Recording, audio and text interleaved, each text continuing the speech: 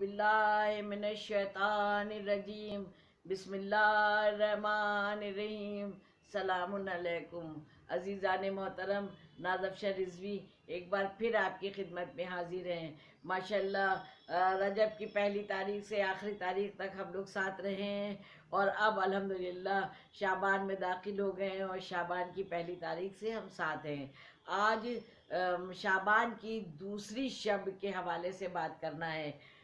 मौलाए कायनात ने हुजूर पाक सल्लल्लाहु अलैहि वसल्लम से इरशाद फरमाया, सवाल किया कि या नबी अल्लाह, माह शाबान के रोज़ों की फजीलत बताइए। तो हुजूर पाक सल्लल्लाहु अलैहि वसल्लम ने इरशाद किया कि जिसने माह शाबान में 2 रोज़े रख लिए हैं, जिसने माह शाबान में 2 रोज़े रख लिए हैं, तो उसकी हलाकत की मौत से उसको आराम मिलेगा, कभी हलाकत की मौत नहीं होगी। और फिर उसके बाद नमाज के हवाले से मिलता है कि दूसरी शब में, माह शाबान की दूसरी शब में जिसने भी 50 रकात नमाज पढ़ी, 50 रकात वही 2-2 करके पढ़ना है, यानी कि 25 नमाज हो जाएंगी। 50 रकात नमाज पढ़े और वो भी इस तरह से के बाद अलहम के सूरह तौहीद की तिलावत करना है और सूरह फलक और सूरह नास, ये तीनों सूरों की तिलावत करते हुए पूरी 50 रकात नमाज को मुकम्मल करना है।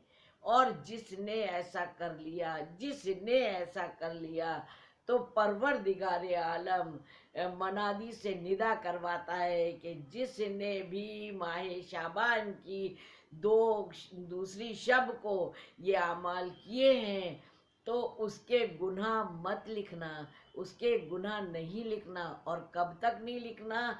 जब तक साल मुकम्मल नहीं हो जाता, तब तक गुनाह नहीं लिखना।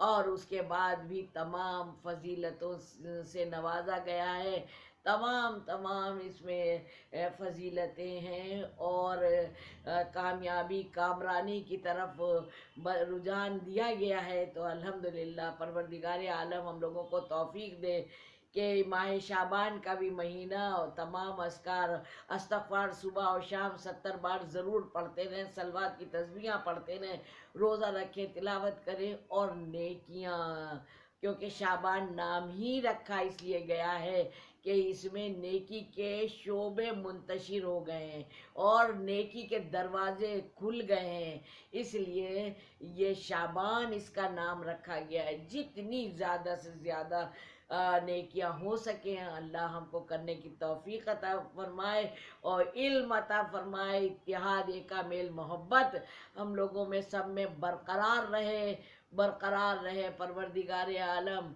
जैसा चाहता है तू वैसी तौफीक दे इंशाअल्लाह हम लोगों को वैसा बनने की। सबको मौला की ज़मानत में दिया और आप लोग भी नाज़फ़शा रिज़वी को और उनके बच्चों को दुआओं में याद रखिएगा। वस्सलाम।